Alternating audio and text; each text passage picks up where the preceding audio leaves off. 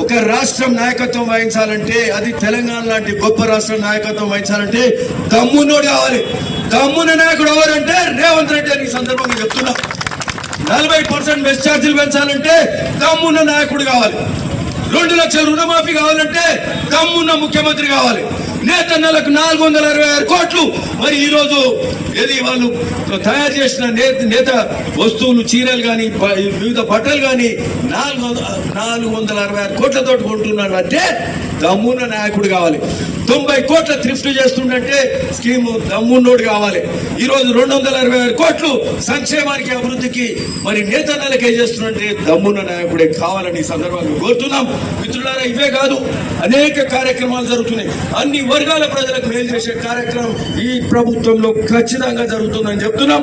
ఈ యొక్క 9 రోజులు, 1వ తారీఖు నుంచి 9వ తారీఖు వరకు ఈ మాసంలో జరిగే విజయోత్సవాల్లో ఇట్లాంటి కార్యక్రమాలు అన్ని కూడా జరుగుతున్నాయి. మనకు సంబంధించి పోచంపల్లికి సంబంధించి కూడా కొన్ని అంశాలు చెప్తా.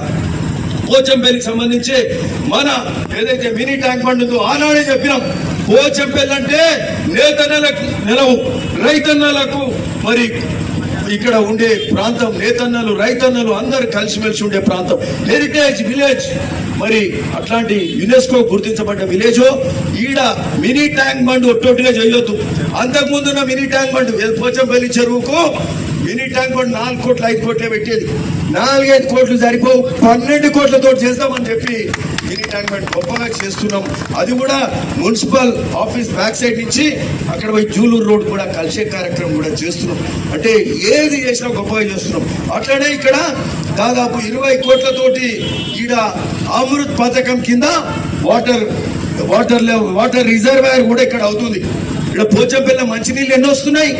మిషన్ భగీరథ అని పెట్టి 1000 కోట్లు అప్పులు చేస్తే ఈరోజు ఎన్ని వస్తున్నాయి పైసలు, నీళ్ళు ఎన్ని వస్తున్నాయి. 100 లీటర్లు రావాలి వ్యక్తికి. అంటే ఒక ఇంట్లో 5 ఉంటే 500 లీటర్లు రావాలి. ఎన్ని వస్తున్నాయా అంటే 30-40% వస్తున్నాయి. అంటే 200 లీటర్లు వస్తున్నాయి. ఇంకా 300 లీటర్లు వస్తే మనకి సరిపోతాయి. సరిపోక బోర్ నీళ్ళు అన్ననే పోస్తున్నాం, మూసి నీళ్లు. అంటే బూడిదలో వచ్చిన పన్నీరు అవుతుంది. ఈ రోజు 210 కోట్లతోటి కొండపోచమ్మ నుంచి 16 కిలోమీటర్ల పైప్ లైన్ ఒక 10 రోజుల కింద యాదగిరి గుట్టలో ఇనాగ్రేషన్ చేసుకున్నాం మనం అని కూడా ఈ సందర్భంగా చెప్తున్నాం. అది అవుతే 2-3 నెలల స్వచ్ఛమైన నీరు మనకు ఈ ప్రాంతంలో, బోర్ నీళ్ళు కలపని నీళ్లు కూడా మనకి ఈ ప్రాంతంలో వస్తాయని కూడా చెప్తున్నాం. దానికి సంబంధించి ఇక్కడ వాటర్ ట్యాంక్స్ కూడా ఎలివేటెడ్ రిజర్వాయర్ లాస్ట్ టైం చేసినాం కదా. ఇక్కడ బాలాజీ ఫంక్షన్ దగ్గర చేసినాం. ఏ కాలనీ లేఅవుట్ ఏదేది వెంకటరమణ కాలనీ చేసినాం. 20 కోట్లతోటి మరి ఆ వాటర్ రిజర్వాయర్ కూడా చేస్తున్నాం. సో ఇవన్నీ సాగునీరు కోసము, అట్లే రైతన్నుల కోసం పిలాయిపల్లి కాలువకు, అట్లే ధర్మారెడ్డి కాలువల బునియాది గారి కాలువ 500 కోట్ల రూపాయల శాంక్షన్ కూడా జరుగుతుందని కూడా ఈ సందర్భంగా చెప్తున్నాం.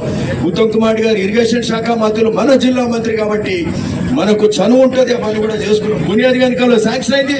పిలాయిపల్లి ధర్మారెడ్డి అతి త్వరలో, ఆల్మోస్ట్ అన్ని శాంక్షన్స్ అయిపోయినాయి. అతి త్వరలో మిగతా పనులు అవుతాయి. మరి అట్లనే ఇవే కాకుండా Juluru Alinagar canal, Bollepalli canal, Pilaipalli canal ఇవన్నీ కూడా చేసుకునే కార్యక్రమం కూడా చేస్తున్నాము. అన్నిటికంటే ముఖ్యమైనది స్వచ్ఛమైన నీరు మూసీలో ప్రవహించాలి. మళ్ళా మూసీ ప్రక్షాళన 30 ఏళ్ల కళ. ఎవరు మాట్లాడలేని రోజులు. ఎలక్షన్ల ముందు మాట్లాడతారు, అయిపోగానే మర్చిపోతారు. రేవంత్ రెడ్డి గారు ఏం మాట ఇయ్యలే, కాంగ్రెస్ ప్రభుత్వం ఏం మాట ఇయ్యలే. మనం మాట్లాడుకున్నాం, చేసినాం. ఈ రోజు మన కళ నెరవేరుతుంది. మూసీ ప్రక్షాళన కోసము ఈరోజు పెద్ద ఎత్తున కార్యక్రమం జరుగుతుంది.